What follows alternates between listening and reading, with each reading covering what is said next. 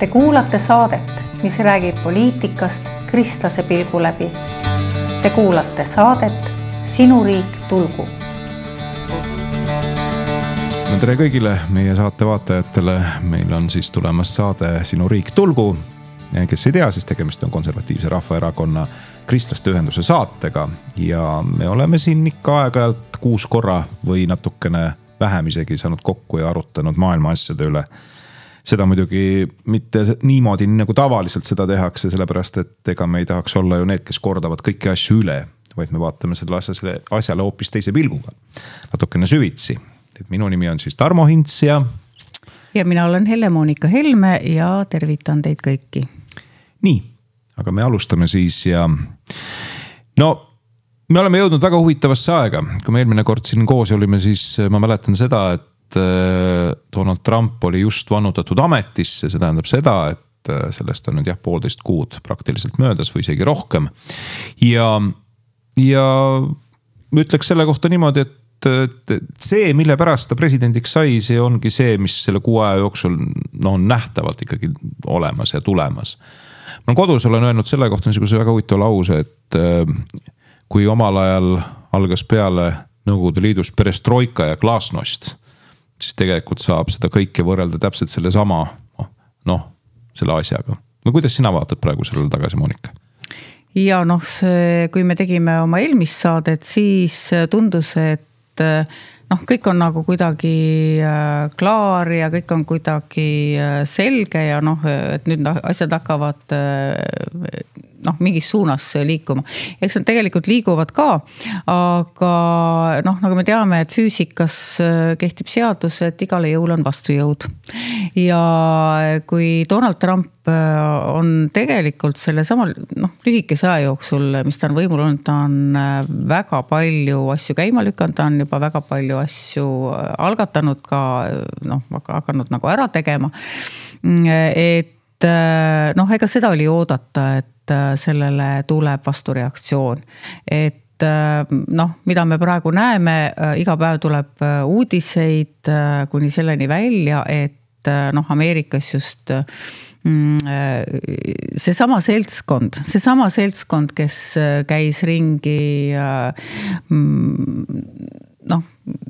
selle Baltic Lives Matters lippude all, siis nende roosade kiisukõrvade lippude all, eks ole, siis vikerkaare lippude all, siis nõudsid rohepööret Ameerikas, siis need samad inimesed käivad praegu ringi ja loobivad süütepudelitega Tesla autosid, et ega siis midagi ei ole muutunud, et ega see sama seltskond, see on ju selge, et nad võtsid kohe hoiaku, et nemad oma pühavõitlust ei jäta.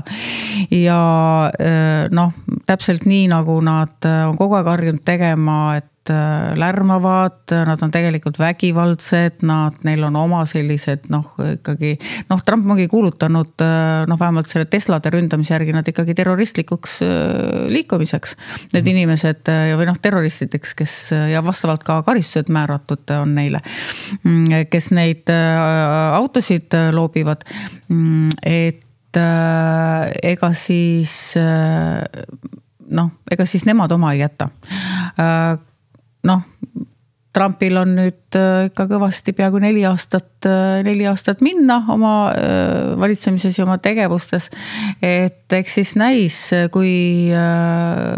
kui suureks see vastasseis läheb Ameerikas. Mina muidugi arvan, et mitte eriti suureks, sellepärast, et ikkagi see argument, et Ameerika rahvas valis ülekaalukalt seekord Donald Trumpi Ameerika presidendiks ja see ei juhtunud mitte ilmaasjata, see juhtus nimelt väga suures osas ka seetõttu, mida see sama, mida ma enne ette lugesin või üles lugesin, kõik need liikumised, Baltic Lives Matter, feministide liikumised, transideoloogia, kõik see, mis oli rahva kannatuse viimseni juba proovile pannud, et tänu sellele siis Donald Trump valiti presidendiks ja on täiesti selge, et kõik, mida ta siseriiklikult ikkagi praegu teeb, on saanud Ameerika rahva toetuse enne valimisi ja praegu samamoodi Ameerika rahvas toetab teda selles, mis ta teeb ja noh, isegi on olnud seal ütleme võib-olla sellisemad on ka olnud hääli, et miks ta veel nagu rohkem ei tee või miks ta nii aeglaselt teeb või noh, miks mingisugused sammud ka seal immigrantide väljasaatmisel riigist, et miks ta ei liiguta nagu veel kiiremini. Sest et ütleme need kõik need protsessid, mis Obama ja siis Joe Bideni all siis olid saanud nagu suure hoo sisse, ega nende tagasipööramine ei saagi olla nagu nipsust ja korraga, sellepärast, et liiga palju kurja on ka nagu eelnevalt ära tehtud. Aga nüüd on ju demokraadid on välja veeretanud oma mingisugused kohtunikud, kes siis kõiki neid Trumpi executive ordereid ehk siis korraldusi hakkavad kohtus vaidlustama, nii väljasaatmiskorraldusi kui ka seal energeetikas, kui ka ütleme seal ühesõnaga tema otsuseid on siis pandud kahtluse alla ja loomulikult nad pidurdavad hetkeliselt kõiki neid protsesse, aga Trumpi administratsioon on juba öelnud, et mitte ühelgi kohtunikul ei ole õigust vastu astuda Ameerika rahva soovile ja tahtele ja Ameerika presidendi siis nii-öelda nendest kõrgemal seisvatele korraldustele. See on nüüd see, mis toimub Ameerikas. Aga see, kuidas see kõik on mõjutanud maailmapoliitikat, see on hoopis nagu teine tera ja pikem jutt, aga ja räägi sina ka vahepeal just. Vaata, Ameerikaga on ju niimoodi, et paljud arvavad sedamoodi, et see, mis hakkas seal toimuma nüüd pärast seda valimisi, et see oli nüüd või ametisse pühitsemist, eks ole, et see oli nüüd siis midagi, mis tuli nüüd täiesti ootamatult. Tegelikult see ei tulnud ootamatult. See oli protsess, vabariiklastel oli kogu see ja ütleme siis Trumpi meeskonnal oli kogu see aeg, kõik need 4 aastat oli see ettevalmistusprotsess. Põhimõtteliselt olid meeskonnad, kes olid paika pandud, kes olid valimisringkondades, staapides, igal pool, jälgisid kõike seda, et ei juhtuks nii, nagu juhtus eelmine kord. Võltsimisi ei oleks, jah. Et seda ei oleks.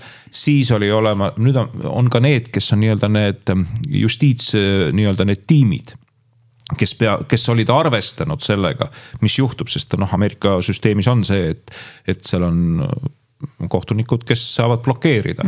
Ja olid valmis pandud spetsiaalsed sellised justiitstiimid, kes ühe või teise asjaga hakkavad tegelema konkreetselt kohe, kui sealt tuleb mingisugune vastureaktsioon. Sellepärast me ei olegi väga palju nendest asjadest kuulnud. Lihtsalt sellepärast, et juba kui üks kohtunik blokeeris ära, tuli talle vastu justiitstiim, kes hakkas tegelema selle sama asjaga. Oli see siis teemaks need immigrandid või siis või sooideoloogiat ja selle ma unustasin enne ütlemata, et ka selles osas on Trump andnud väga kindlad korraldused, kuni sinnani välja, et haridusministeerium kui selline see on täiesti teine teema. See on väga huvitav teema, kuidas meie ajakirjandus seda, see oli hämmastav. Meie ajakirjandus rääkis ju sellest, et nagu haridusministeerium saadetakse laiali ja hullala. Tegelikult on see, et mis tehti, föderaalsüsteem jääb mingi teatud tasandil, aga kogu haridus, see osa antakse osariikidele. Igal osariigil saab olema oma nii-öelda see viis, kuidas ta haridust juhib. Ja mismoodi seal see kõik välja hakkab nägema. Põhimõtteliselt anti kogu haridus, anti osariikide kätte.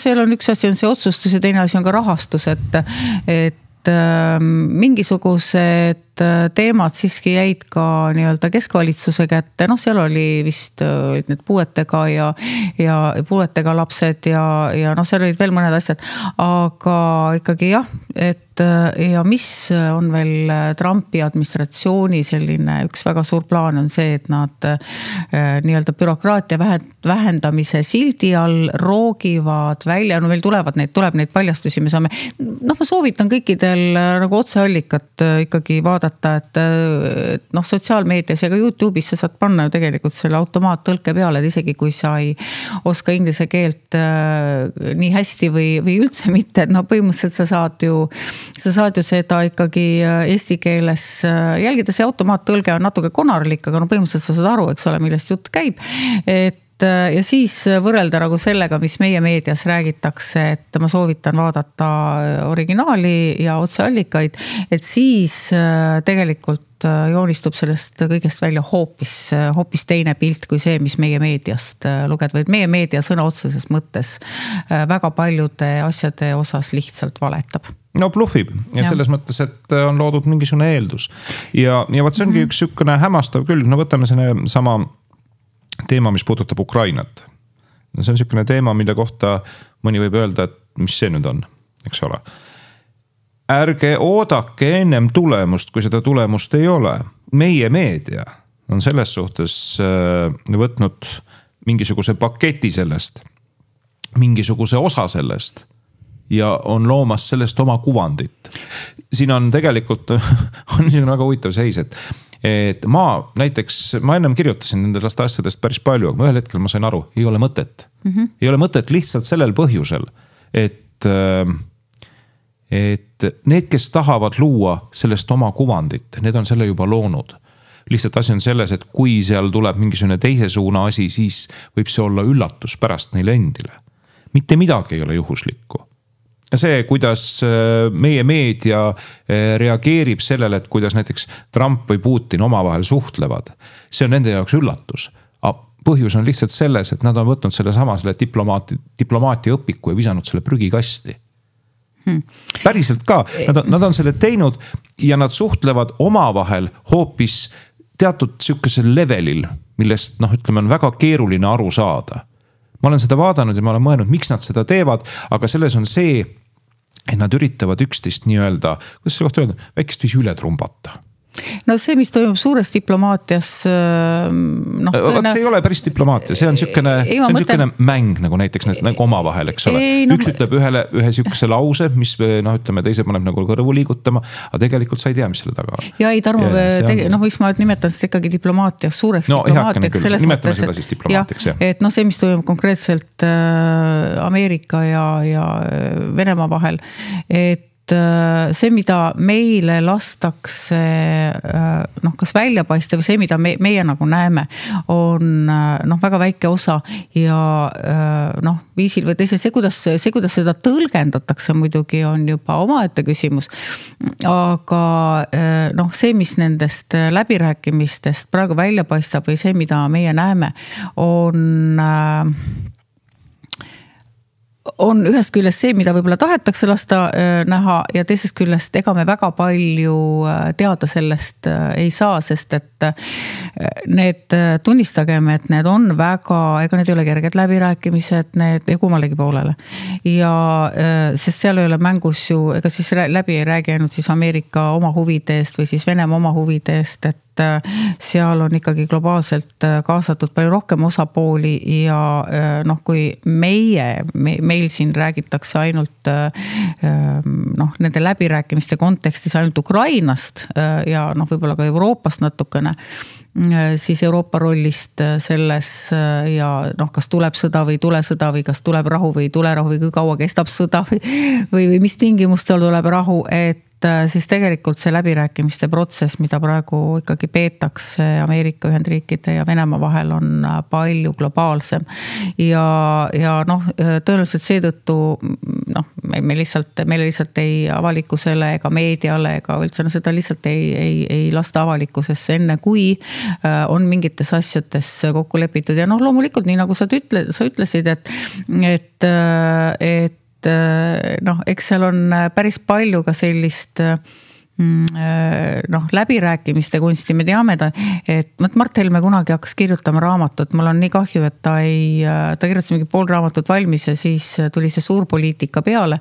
Et ta ei ole jõudnud seda edasi kirjutada ja kas raamat üldse kunagi ilmavalgust näeb, aga ta hakkas kirjutama raamatut rahvusvahelistest läbirääkimistest ja sellest, kuidas erinevad riigid ja erinevad siis rahvad ja kultuurid ka, eks ole, et olemata nendest rahvastest, mis kultuuriruumi nad kuuluvad, eks ole, kas ütleme seal Bütsantsi vana kultuuriruumi või siis kuidas asiaadid läbirääkimisi peavad või kuidas ameeriklased, et selles mõttes see kuidas näiteks Ameerika peab läbirääkimisi on kogu aeg erinenud sellest, kuidas peab nagu Venemaa, et praegu kui saaks nagu sisse vaadata, oleks päris põnev jälgida, eks ole, kuidas need erinevad stiilid siis omavahel kas põrkuvad, põimuvad või kuidas nad omavahel lõpuks nagu hakkama saavad ja mingile tulemusele jõuavad, et see on nagu päris huvitav, et see ja minu meelest see, kuidas meie meedia nagu pisikene, ma ei oska öelda nagu pisikene putukas, eks ole, võtab ja üritab üldse midagi arvata kogu sellest asjast. See on nagu nii naeruväärne ja minu meelest ka veel, mis meil praegu Eestis ikkagi ütleme ka selliselt nii infooperatiivselt kui ka ma ei tea, mis kaalutlustel on võetud selline hoiak, et kõik, mida Ameerika teeb, on kuidagi vale, kuidagi väär ja ühesõnaga kritiseeritakse Trumpi kuni sinnani välja, et öeldakse, et juba see, et ta nagu Venemaaga või Putiniga räägib, et ta on nüüd Putini käsilane või ta on lasknud ennast kuidagi Putinil, ma ei tea, ära oma võrku püüda või kuidagi, eks ole, ta räägib, et ta teeb nagu seda, mida Venemaa tahab, et see kõik ei vasta absoluutselt tõele ja see on nii ma ütleksin isegi, see on meie julgeolekule väga ohtlik ja see on isegi kuritegelik, et selliseid avaldusi siin endale lubatakse, et objektiivsust kogu selles kajastuses ei ole enam ammu ja nii nagu sa ütlesid, et sa ka võib-olla kunagi kirjutasid või arvasid midagi, et nüüd sa oled sellest loobunud mingiks ajaks ja ma arvan, et see olekski mõistlik, teinekord oleks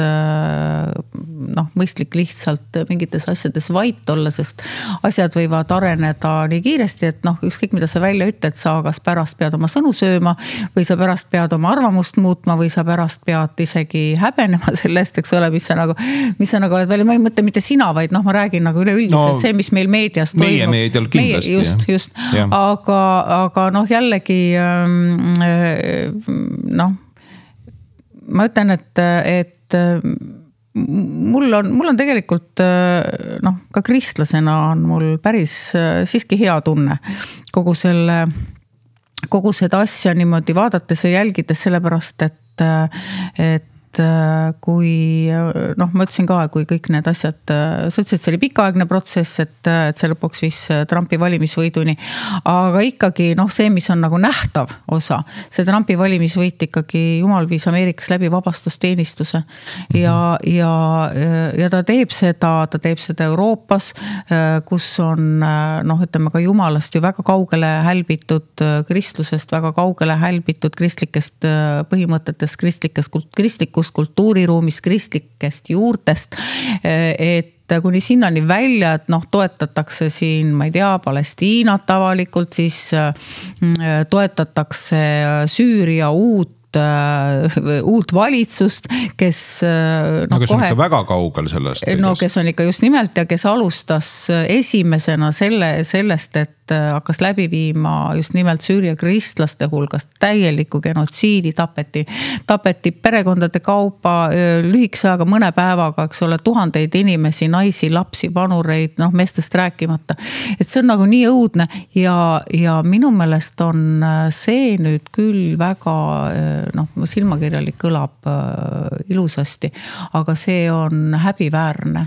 See on tõeliselt häbiväärne, kuidas see sama Euroopa, kes krokodillipisaraid valas siin Butša osas, eks ole, mis oli ka väga jube. Loomulikult oli väga jube, kõik sellised asjad ongi väga jubedad. Nüüd ja maailma avalikkus üldse, nüüd kõik hoiavad silmad, kõrvad ja suu kinni selles osas, mis toimub, kuidas kristlasi taga kiusatakse ja tapetakse ja toetab pigem neid jõudusid, kes seda kõike teevad, et ega Jumal ei jäta seda niisama. No võtame siin Euroopa kui siin oli see teema, et see Assad on kukutatud Süürias ja seal tuli see uus inimene, mul ei tule praegu see nimi meelde, kes seal siis etteotsa sai. Ja siis ma mäletan seda, et meil Euroopa Liidu juhtiv kaasa arvatud siis Kaja Kallas ja võttis sellise hoiaku, et oi kui tore, me tervitame seda. Just. Me tervitame seda suurelt sellepärast, et nüüd Assad on läinud. Eks ole, et nüüd on nagu asjad kõik sellepärast, et nüüd on läinud ära see liitlane Venemaa jaoks.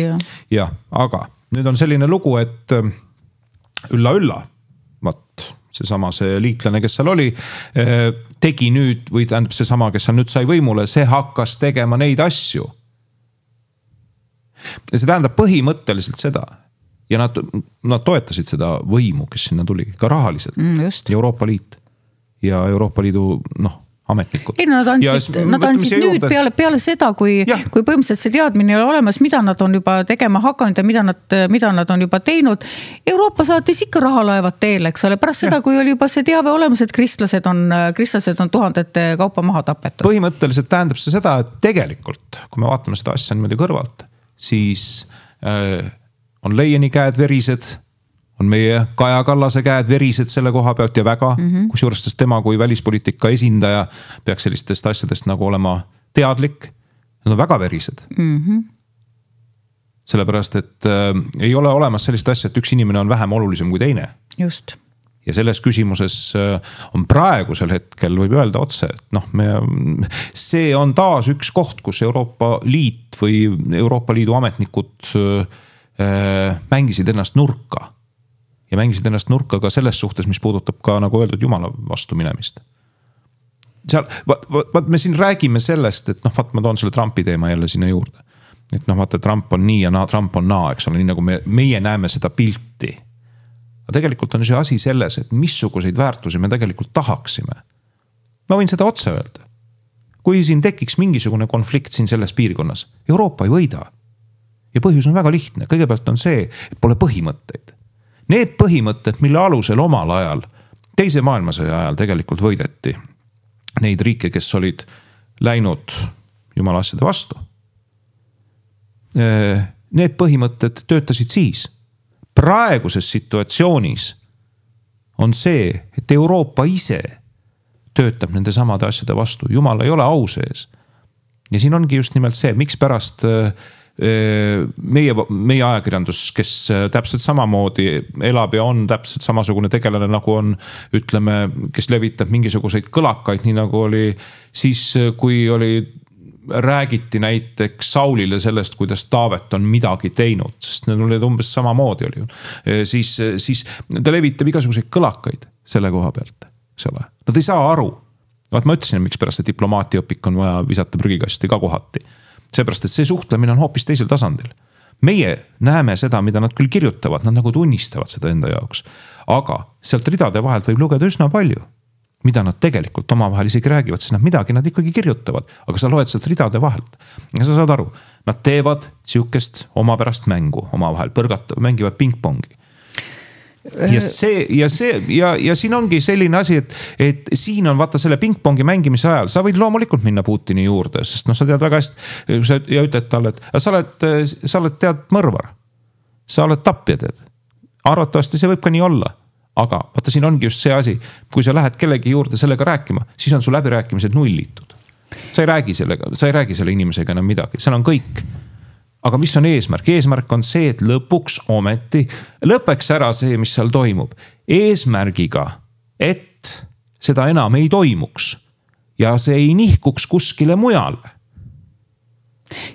See on see eesmärk ja selle eesmärgi nimel tuleb tööd teha. See ei ole see, et ma lähen lihtsalt ütlen sõber Volodjale, kuule, aitab küll nüüd. see ei ole see. Sa pead töötama selle nimel, sa pead mängima seda kas või mingisuguseid mänge kaasa, et saavutada tulemust. Peale selle on ameeriklastel üks asi silmade ees, mida meil siin Eestis ja meie Eesti ajakirjandusel ammugi ei ole. See on üldpildi nägemine. Üldpildi nägemine, mis toimub seal ja mis toimub Hiinas. Ja ega see on, kus ma ütlen, Trump ei ütle kunagi Putinile sõber Volodja. Selles suhtes ma tõin lihtsalt sellise näite, et kindlasti ta ei ütle. Ei, see on lihtsalt minu poolt niisugune toodud niisugune retooriline näide. Ja. Selles mõttes, et ta loomulikult, et minna läbirääkimistesse ja et minna üleüldse kuskilt mingitki juttu saada alustada, on see, võtta kui oli see Zelenski käis Valges Majas ja me oleme seda me seda videot oleme näinud. Ja kes rohkem, kes vähem, eks ole, ma soovitan muidugi jälle kõigil ära vaadata see algusest lõpuni ja näha ära see konflikti gradatsioon, et kus see nagu päriselt tuli ja ühesõnaga, et siis nagu aru saada, miks see nagu niimoodi läks. Et Zelenski põhimõtteliselt esitas seal tooli peal Trumpi kõrval istudes sama nõudmise, et iga kord, kui Trump räägib Putiniga, peab ta ette lisama epiteedi mõrvar, terrorist ja ühesõnaga kõik need muud sõnad, millega me oleme siin Euroopas harjunud opereerima kogu selle sõja käigus. Ja see on ju selge, et Trump väga selgelt üritas talle ka kommunikeerida, et lugupeetud hea Ukraina president, et kui me tahame minna sellesse rahuprotsessi ja ta ütles ka, et ma loodan, et ka sina tahad, et siis me sellise retoorikaga ei jõua nagu mitte kusagile, et kui me nagu niimoodi edasi läheme, siis me lõpetame põhimõtteliselt 3. maailmasõjaga. Et ja mõtlen, ma ei hakka seda nüüd ümber rääkima kogu seda kohtumist, et jällegi ma ütlen siia vahele, et meie meedia on seda väga kallutatult kajastanud, meie meedia on loonud sellest täiesti vale piiti, on keeranud selle pahupiidi, on ühesõnaga näitab Zelenskit kui kangelast selles protsessis, aga see on nagu, kuidas ma ütlen, see on nagu üks asi, et mida meie siin tahame või soovime või näha või mida me oleme siin, mida siin ütleme ka Euroopas ja ka Eestis, millist retoorikut on kogu aeg harrastatud sel teemal, et sellest võiks nüüd natukene nagu taganeda või lahti lasta ja kas või kasutada sellist nagu objektiivse vaatleja positsiooni, et see tuleks kindlasti praeguses olukorras mitte ainult selles teemas, ka väga paljudel teistel teemadel nagu kasuks. Ja kristlastena, et ma tuletan veel kord meelde, et me teeme siin ikkagi kristlikku raadiosaadet, et kristlastena on meie kohustus just nimelt vaadata kõiki neid asju, mis meie ümber nagu toimuvad ikkagi võimalikult palju sealt nii-öelda jumalikult või jumala positsioonilt ehk nagu mu isa ikka armastas öelda, et peab olema vaade kõrgelt. Ehk et siis sa näed võib-olla, kuidas need asjad asetuvad hoopis teistesse perspektiividesse ja jumalik perspektiiv on teinekord hoopis ja mitte hoopis ja teinekord, vaid kindlasti midagi muud kui see, mida meile karjutakse kõrva, eks ole, igapäevaselt läbi meie meedia ja ma lisan sinna juurde ka väga kallutatud ja ka väga ateistliku meedia. No võtame siit paar pilti, eks ole. Zelenski on ju, ta on tubli olnud tegelikult, riik on vastu pidanud kogu selle sõja. Nii, siin ongi see küsimus, et kuhu tahetakse jõuda, mis on see eesmärk? Kui eesmärk on see, et saada rahu, siis on eesmärk saada rahu. Ega Trump teab tegelikult väga hästi, missugune seis on Euroopas. Ta teab väga hästi seda. Me räägime sellest sõjanduslikust seisukorrast või me räägime mingist muust seisukorrast. Sest antud juhul ongi küsimus selles, kui sul võib see relv olla, see mõõk võib olla ükskõik kui pikk tahes. Meie siin Euroopas räägitakse praegu sellest mõõgast. Et vaat mõõk, eks ole. Aga kui selle mõõga taga ei ole vaimu, kui selle mõõga taga ei ole Jumalat, sul võib see olla ükskõik kui pikk tahes. Putin võib olla ükskõik kui valesti või mõndasid asju teinud Ukraina suhtes. Siis see tulem on täpselt see sama, mis juhtus omal ajal Nebukadnetsariga. Ta lihtsalt tuleb ja võtab, sest sinu sellel Euroopal ei ole seda positsiooni. Ja see on kõige hullem asi, mis üle üldse on. See on raske uskuda, sellepärast et lõppkokkuvõttes Euroopa oli ju tegelikult ka ju ikkagi see aeg, kui ta siin oli, see Nõukogude aeg, ta oli väga tugev vaimulikult. Ja vaat siin ongi see küsimus. Ja see on see protsess, mis on jõudnud sinna, siis ütleme sinna Ukrainasse. Eks ole. Kui Jumalat ei ole, kui Jumalat ei tunne, siis ongi see, mis juhtub. Kogu aeg on olnud niimoodi. Maailma ajalugu on täis selliseid hetki, kus tuleb üks valitseja ja otsustab, vot, ma teen nüüd nii. Ma lähen ja võtan. Miks? Meil eestlastel oli ju selles suhtes ajalooline kogemus. Kui meie omal ajal olime, eks ole, meil oli ju, oleks olnud suur võimalus saada Jumalat tunda rohkem. Ta ei liikunud sealt väga palju edasi, kahjuks. Meile tuldi rahumeeli, tuldi ja räägiti. Ja mis oli, juhtus see, et tulid ühed teised, kes nii-öelda rääkisid küll, jah, aga tõid mõõgaga kaasa. See oli kõige hullem variant. No, see oli kõige hullem variant. Rootslastel niimoodi ei läinud. Rootslastel läks kõik asi rahulikult. Ja vaat selles suhtes ongi, et Euroopa peab selles suhtes aru saama, kuhu nad on jõudnud. See ei ole mitte see märguanne praegu, mis toimub nii-öelda, et vot me peame relvistuma, eks ole. Relvistuda võid nagu nii kogu aeg. Aga sul peab olema see vaimne tagapõhi all. Ja kui sul seda ei ole, kui sul ei ole seda, mis praegu on nii-öelda Euroopal, mis puudub ja mida nad võib-olla avastavad mingil momendil, siis ma ütlen seda, et isegi sellest pikast mõõgast ei ole sellisel hetkel kasu. Trump on selles suhtes aru saanud nendest asjadest, sellepärast, et tal on tõesti väga head nõuandjad. No see, mis praegu... Tublid vaimulikud nõuandjad. Ei, absoluutselt ja selles mõttes neil ei saagi praegu halvasti minna, eks ole. No ei saagi selles suhtes, et ümberpöörd on toimunud. Just.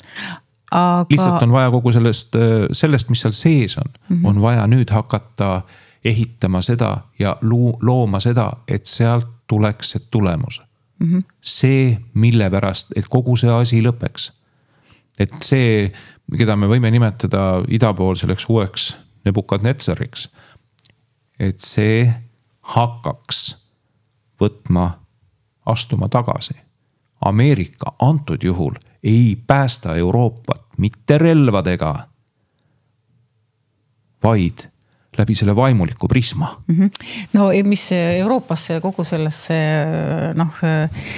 taas relvastumisse puutub, siis selles ei ole tegelikult mitte midagi vaimset ja selles ei ole ka midagi sellist. Kas ma võin korraks öelda? Relvistumine või relvastumine ei ole kunagi halb. Vaata, siin ongi see, aga küsimus ei ole selles, kui pikk su mõõk on. Küsimus on selles, et kas selle pika mõõga taga on sul ka vaimne jõud. Kas Jumal on sinuga koos? Kas sa austad Jumalat? Kas sinu jaoks on see, sul võib olla see mõõk, aga mis on sellest kasu? Võtta Vana Testament ette ja vaata, mis juhtus Iisraeli rahvaga siis, kui neil Jumalat ei olnud. Ja nad läksid vastu oksa. Nad kaotasid need lahingud.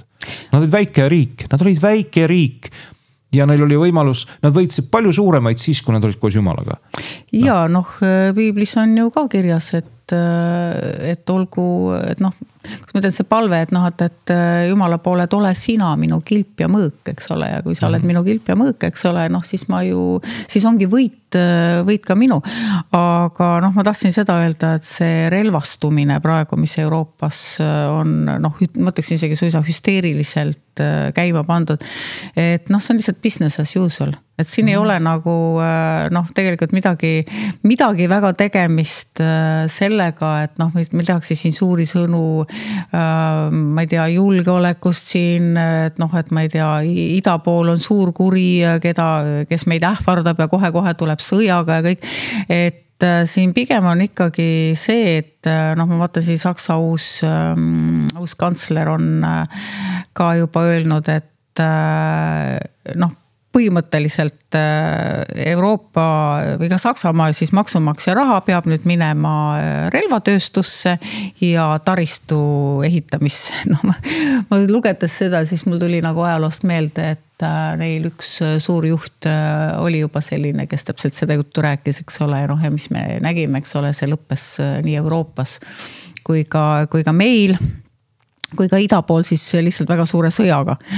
Et noh, ega siis nad teistmoodi ei oska, ma vaatan, noh, nagu Eestis on ka kõik see hüsteeria, kõik see sõjahüsteeria, kõik see retoorika, see Ameerika vastane retoorika, kuidas Ameerika jätab meid kohe maha ja me peame üksi hakkama saama ja no ega seda plaan B-d ju me oleme kogu aeg rääkinud, aga me oleme rääkinud nagu ikka seda selles võtmes, et noh, et me peab olema iseseisev kaitsevõime, see peaks olema absoluutselt iga riigi, see peaks olema täiesti elementaarne, aga mitte nüüd niimoodi hüsteeriliselt, eks ole, mis nagu Euroopa tasandil üritatakse teha, mis on väga kaval ka kuritegelik selles mõttes, et jällegi mida nad tahavad teha, nad Euroopa Liidu mingit armeed hakata tegema, nad tahavad Euroopa Liitu hakata relvastama, siis mis tähendab seda, et noh, et meie käest, liikmesriikide käest nad tahavad võtta ära ka otsustusõigust väga paljudes küsimustes, eks ole, et noh, et ja ka raha loomulikult, eks ole, et noh, et see 5% SKP-st ei lähe mitte meie oma iseseisva kaitsevõime loomiseks ja täiustamiseks, vaid see antakse nagu noh, Euroopa Komisjonile üle, eks ole, et näed, siin on meie poolt on 5% meie SKP-st, meie rahva raha, eks ole, ja ostke siis teie relvi ja tehke siis teie sellist armeed, nagu teie tahate. Et noh, see ma arvan, et ei ole päris see, mille poole ei meie ega ka ükski teine Euroopa liikmesriik peaks nagu praegu liikuma.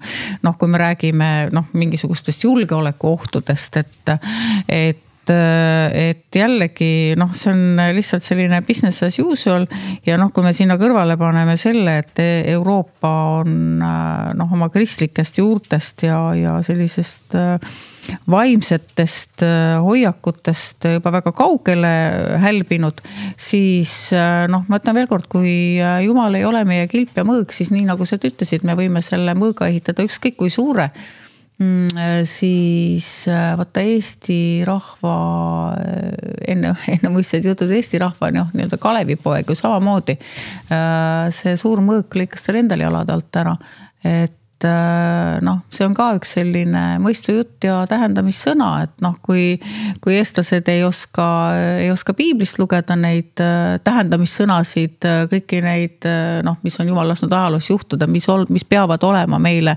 nagu noh, need kirjakohad, mille järgi me võiksime, noh, kus me näeksime neid ohtusid, mille järgi me tegelikult peaksime tegutsema, et siis lugege Kalevipoega, vaadake, kuhu see suure mõõga omamine meid viis. No mina soovitaks tegelikult kristlasena lugeda ikkagi... Ei, ma räägin nagu Eesti rahva. Jaa, ma saan aru sellest. Ei, mul ei ole Kalevipoja vastu midagi väga. Ta on ju meie rahvuseepos. Aga mis ma tahan öelda on see, et noh, kristlastena või üldse need inimesed, kes vaatavad, ma soovitan lugeda piiblist seda, mis oli Nebukadnetsari tuleku põhjus. Mis see oli see, mis pärast kõik need asjad toimusid? See ei olnud see, et noh, vabandust, et üks riik või teine riik, ma ütlesin veel kord, Iisrael oli väga väike riik seal, ta oli veel jagunenud ju ka. Ja noh, ütleme siin niimoodi, et kui nad tulid, siis oli ju see, et neid ju hoiatati. Ja ma soovitan lugeda seda sellest, me praegu elame täpselt samasuguses situatsioonis. Ja noh, kui nüüd noh, Euroopa arvab seda, et noh, ma ütlen veel kord, sa võid selle mõõga tõmmata või teha ükskõik kui pika, ükskõik kui laia, ükskõik kui tugeva. Aga kui seal ei ole seda, mis oli siis tollel ajal just nimelt Iisraelis olemas, prohvetid, kes olid Jeremia ja siis need mõned, kes järgi olid jäänud, kes ei olnud põlvi nõtkutanud, et nad ju ütlesid ära, kuidas asi on. Huvitav on selle asja juures see, et nii nagu väga paljudes muudeski situatsioonides ja nagu me praegu oleme näinud, Jeremiat arvati ka, et ta teeb pärslastega koostööd või babüloonlastega. Ja et sellepärast ta seda kõike räägib. Kus ta muidu selle kõik saab, selle info? No see Jumala käest, ta ütles otse ära selle, et mis asi on mis. Ta ütles selle ära, et vabandust sõbrad, aga me oleme sellises seisus. Ja siis, kui asi oli hull, siis kui asi oli väga hull, siis ta ütles, aga ma olen teile seda kogu aeg rääkinud, sõbrad. Teie olete mind peksnud selle eest. Teie olete mind löönud selle eest, nii et ma isegi mõtlesin, et parem oleks, kui ma ei oleks sündinud üleüldse. Teie olete minuga käitunud nii, aga ma olen teid kogu aeg hoiatanud. Ja nüüd te tulete ju sõna otseses mõttes tahate ja hoiate ja hüüate. Aga see seis on samasugune Euroopas. Aga ainukene vahe on siin just nimelt see, et nad arvavad, et nad saavad ilma. Ei saa. Ja asi lähebki sellisesse, kui nad seda asja veel kaugemale ajavad. Sest ma ütlen praegu, Donald Trump on see, kes ostab neile aega ja mõistmist ja arusaamist.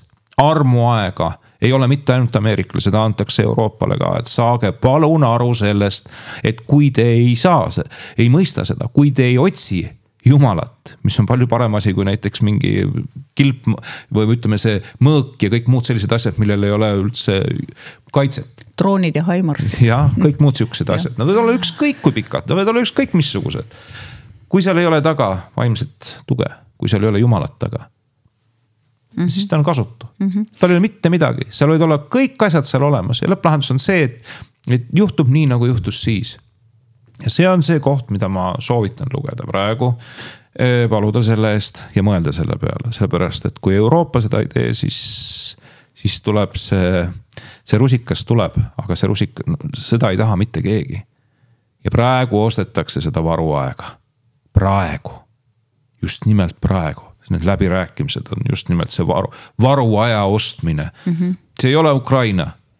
See ei ole Ukraina. See varuaeg ostetakse Euroopale. Ja mitte selle jaoks, et paneme nüüd pumpame võtame laenu, pumpame inimesi tühjaks, võtame kõik ära, mis vähegi on, et hakkame ehitama seda. See aeg praegusel hetkel, mul ei ole selle vastu tegelikult midagi, las olla. Sellepärast, et iga ühiskond ei ela ainult niimoodi, et võtab kätest kinni ja teevad ringmängu. Tegelikult ka. Seda on tegelikult Euroopa teinud. Mitte kellelgi pole selle vastu midagi, et kui on militaarselt ollakse tugevad. Ega siis need ühiskonnad, mis on militaarselt tugevad, need on ka need ühiskonnad, mis austavad Jumalat, kus juures. See kogu aeg on ta ajaloos huvitaval moel. Aga Jumal tuleb panna selles suhtes esikohale. See kristlaste tagakius Euroopas peab ära lõppema. Sellest peab aru saama kõigepealt. See tagakius ju käib igal pool. Igal tasandil, igal levelil. Ja kes kuulab? Aga keegi ei kuula. Kogudusi on palju, kes on tugevad Euroopas. Eks ole? Ja siis surutakse neid igasuguste muude sükeste asjadega. Meil on kuulnud küll neid surumisi. No jaa, eks ole, et ega siis need Euroopa ideoloogiad ei ole ju ka kogudustest mööda läinud. Ja seda ka kus juures. Just, et ega siis samamoodi, me oleme ju rääkinud siin ka sellest nii-öelda Euroopa Liidu rohepöördest, mis nagu praegu ikkagi on, ma räägin, silmad avamise aeg ikkagi on meil käes. Et me ju näeme ja sellest juba ka räägitakse, et kuivõrd nõrgaks on kogu see rohepööre teinud Euroopa majanduse, kui palju raha on see Euroopa majandusest välja viinud ja ega siis jällegi me oleme ju rääkinud siin oma saates ka, et kui inimesed hakkavad loodud kummardama rohkem kui loojat, eks ole, ega siis ei saagi midagi. Siis ei saagi see lõppeda millegi muuga kui hävinguga, eks ole, et me siin kummardame, ma ei tea, kliimat, eks ole, me siin kummardame loodust, me siin kummardame kõike. Jumal on selle meile kõik andnud ja teinud ja andnud, et küll ta peab sellest ise hoolt, et me ei pea hakkama siin nii-öelda a la Paabeli torni ehitama nendest tellistest. Kui Jumal ehitab midagi, siis ta ehitab vaimus, eks ole. Ja kui meie ehitame midagi, siis me ehitame tellistest ja Jumal vaatab selle üle ja lükkab selle Paabeli torni ühel hetkel unnikusse. Kes alla jääb, see jääb alla, eks ole, kes pääseb, see pääseb. Aga selle rohepöördega on muuseas selline huvitav, et tuleme nüüd nagu maailma tagasi ja vaatame, kuidas mingisuguseid asju, mingid protsesse kusagilt juhitakse. Et see hetk, kuhu me oleme jõudnud, me oleme näinud, me nüüd käinud läbi selle rohepöörde, me oleme käinud läbi selle, et meil ei ole, me oleme ennast nagu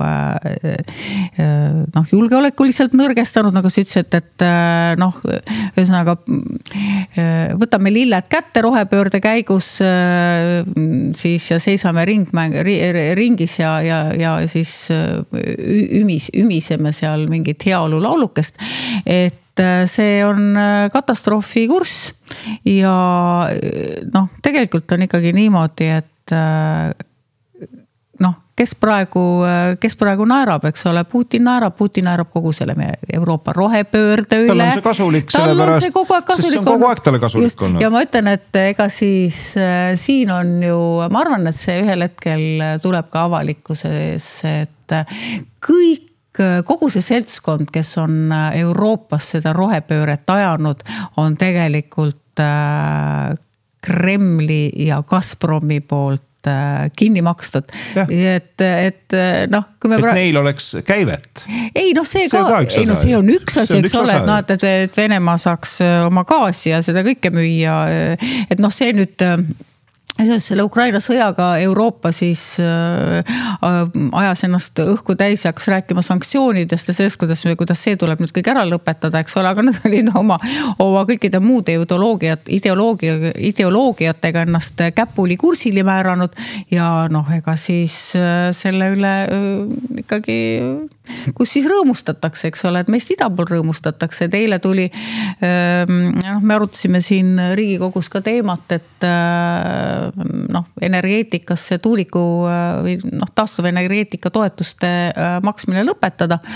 See on nagu laiem teema, aga siis tuli sinna meie tupsununnukene Hannah Lahe, kes hakkas küsima ikka, et aga mis ikkagi nüüd see kliimamuutused ja noored on ikka väga nagu mures ja et mis teil nagu nendele öelda on, et mis sellest kliimamuutustest nüüd saab ja niimoodi saab ja ausalt öeldes, mina ei olnud küll puldis, aga ma oleks tahtnud talle öelda, et vaata, et nendele noortele tulekski öelda, et te olete olnud kogu aeg Putini poolt nagu mentaalselt juhitud kogu selles mängus. Te ei saa isegi aru, et te olete olnud Putini poolt mentaalselt juhitud, kui te lähete ja nõuate, et Euroopas peab tuumaelektrijaamad sulgema, peab kivisöeelektrijaamad sulgema, eks ole, peab ehitama neid tuulikuid ja päikeseparke, eks ole, et te olete ju tegelikult nõrgestanud sellega Euroopa julgeolek ja nüüd te ütlete, oi, me oleme nii hirmul, me kardame sõda, me ei julge lapsi saada, me ei julge üldse elada, aga vabandust, on ju. Te olete ise kogu selles mängus olnud ju väga suurelt kaasosaliselt ja seda on rahastatud algusest peale Venemaalt, Kremlist ja Gazpromist. No vaata, see on nii huvitav. Võtame piibli ette, et vaata, seal oli ju selline situatsioon, et seesama Nebukadnetsari ja Iisraeli teema, seesama asi, Jumal rääkis ju Nebukadnetsarile rohkem kui Iisraeli rahvale, kes oli ju tema omand rahvas. Täpselt samamoodi. Võtame nüüd seda sama, vaatame seda siit samalt kõrvalt, eks ole.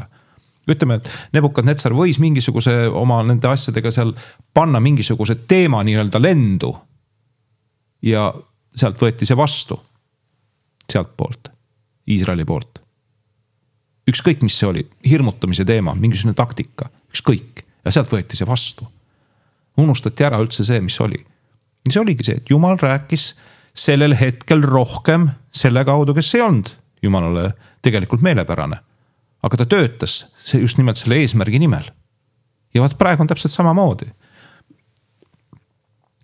On seal kirjas ka Vanas Testamendis see, et kuidas, nagu me rääkisime, et austas enam loodut kui loojat. Ja ta ütles niimoodi, et mis toimus oli see, et ma nimetaksin seda täpselt samamoodi, see rohepööre ja kõik see, mis siin on. See on täpselt samasugune asi, nagu siis oli, kus ta ütles niimoodi, et teie, minu rahvas, olete käinud ja hooranud iga puu ja põõsa juures praktiliselt. See näeb täpselt samamoodi välja. See ongi see sama, sellepärast, et seda on tehtud. Seda on tehtud. see on see võrdpilt sellest. Ma nimetaks seda täpselt samamoodi. Aga kuldvasika kummardamine, see kõik, eks neid võrdpilte on tegelikult piibel täis, eks ole, et samamoodi, eks ole, siin on Euroopa on võtnud seda rohepöörde ja mingid kliimakuldvasikat hakanud kummardama. Kus see kuldvasikas? Egiptuses, eks ole. Kus nad võtsid selle kuldvasika üldse? Egiptuses olid ju sellised asjad täiesti vabalt ja täiesti kogu aeg üleval. Aga teeme nii, nagu vanasti oli. Et me ei taha sinna Egiptusesse tagasi minna, aga teeme niimoodi, nii nagu Egiptuses oli, eks ole.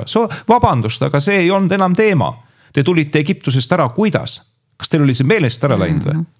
Et selle asemel, et tulla mingi aja pärast koguda kuld kokku ja hakata teha sellest mingi vasikas või? Ja mida kummardada. Mida te olite Egiptuses küll näinud ja küll näinud ja samas lootnud kogu aeg seda, et tuleb midagi, mis viib meid ära siit.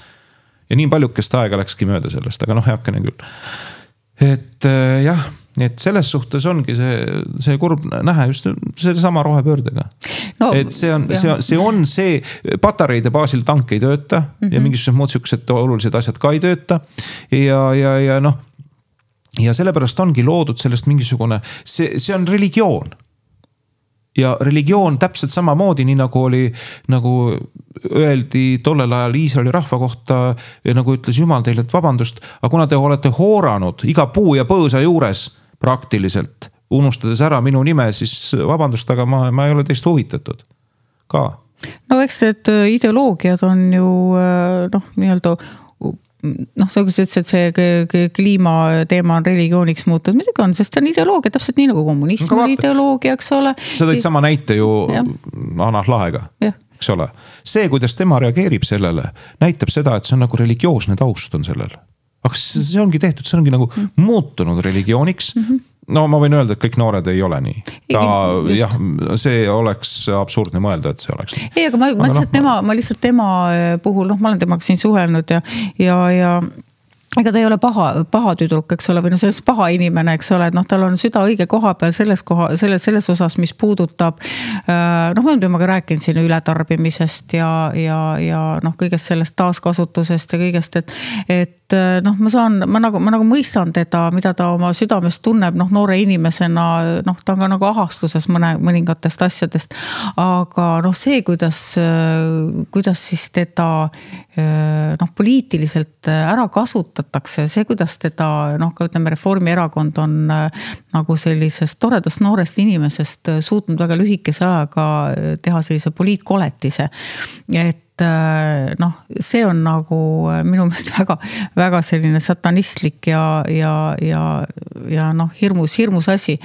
Et ja sealt edasi, eks ole, tema kaudu, eks ole, need ta nagu läbi nende poliitikate, eks ole, viib need hirmud nagu see just nooremasse põlvkonda edasi ja räägib nii-öelda noorte nimel siin, kes kõik kardavad elada, selle asemel, et olla kristlased ja kristliku kultuuriruumi osa ja kui üldse midagi karta, siis karta Jumalat. Jah, see on kusjuures kõige olulisem, sellepärast, et lõppkokkuvõttes looduse kartmine ei ole nagu see idee, mille najal peaks tegelikult elama. Sest vanadest aegadest tegelikult on see olnud, kui me räägime sellest rohepöördest, siis tegelikult on kogu aeg olnud see, et inimene on igasugust erinevad rahvad, kes on kummardanud loodust. Tuulejumalad ja tulejumalad. Ja võtame siin kas või vanad eestlased, eks ole. Olid seal igasugused jumalused ju tegelikult ja see asi on tegelikult täpselt samasugune lihtsalt on tehtud ta jumaluseks, nimeks on pandud talle rohejumalus siis või rohepööre ja seda siis elataksegi ja selle järgi elataksegi, seda loetakse, neil on olemas omad sellised tasku väljaanded, millest nad siis juhinduvad või saavad sellest aimdust ja mis põhiline asi ongi see, et nii nagu paljude religioonide puhul hirm. Hirm on hästi suur motivaator. Ja see on põhiliselt võiks öeldagi, et see ongi see sama, eks ole. Aga kui me räägime vabastusest, siis vabastus on see, et kelle poeg on vabaks teinud, no me teame kristlikus kultuuriruumis, kelle poeg on vabaks teinud, see on ju tõeliselt vaba. Just. Eks ole. Keegi ei keela sul olla vaadata loodusele sellise pilguga, nagu sa vaatad. mitte keegi ei keela, aga sa ei saa sellest teha religiooni. Sa ei saa seda muuta nii-öelda selliseks asjaks, mida ta tegelikult ei ole. Sellepärast, et sina pead tema üle valitsema, mitte vastupidi. Jumal on andnudki meile. Jumal on andnud meile. Et selles suhtes meie valitseksime tema üle, mitte vastupidi. Just, ja austaksime loodust, austaksime kõike, mis on meie hoolde antud, sellepärast, et see kõik on Jumala looming. Aga mitte nii, et me hakkame seda eraldi kummardama, eks ole, et jah, me oleme et ei ava seda teemat nüüd uuesti. Sündimata lapsed tuuakse, selle suunaga tuuakse just nimelt selle sama looduse altarile. Jah, et meid on liiga palju, eks ole. Jah, et meid on liiga palju. Need sündimata lapsed on täpselt samamoodi, nagu need ohverdataks tegelikult altaril. No nagu see abordidelgi on, eks ole. Sellepärast, et nagu me kõik teame, me oleme ju sellel teemal nii palju rääkinud, kus abort on, eks ole. Ja ta on ja tegelikult ikkagi ju jääb tapmiseks.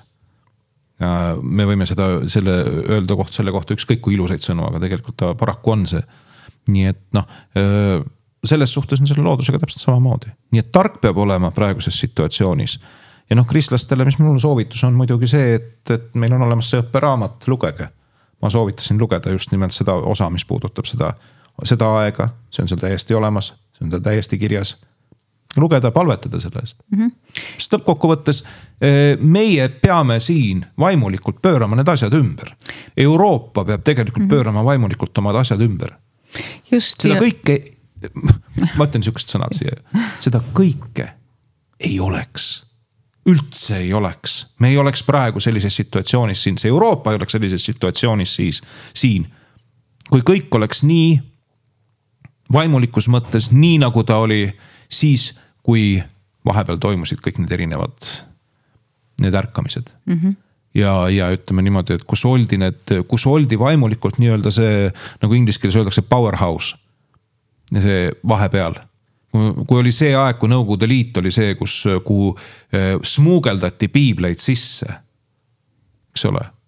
Euroopa Liit on teatud mõttes samasugune. See ei ole see robustne jõud, mis on vaimulikus mõttes. Ta ei ole see robustne, nii nagu oli Nõukogude Liit. Aga ta on selline pehme. Aga vaata, selles suhtes seisnebki tema see kõige suurem ohtlikkus. Ta on pehme. Seal oleks nagu, kõik oleks nagu õige või kõik oleks nagu lubatud ja samas ei ole ka. Ei, no ega siis... See ongi see kõige suurem segadus. Ja me unustame ära, et saatan oskab väga ilusasti rääkida, kui ta tahab oma tööd teha, eks ole, maailmas.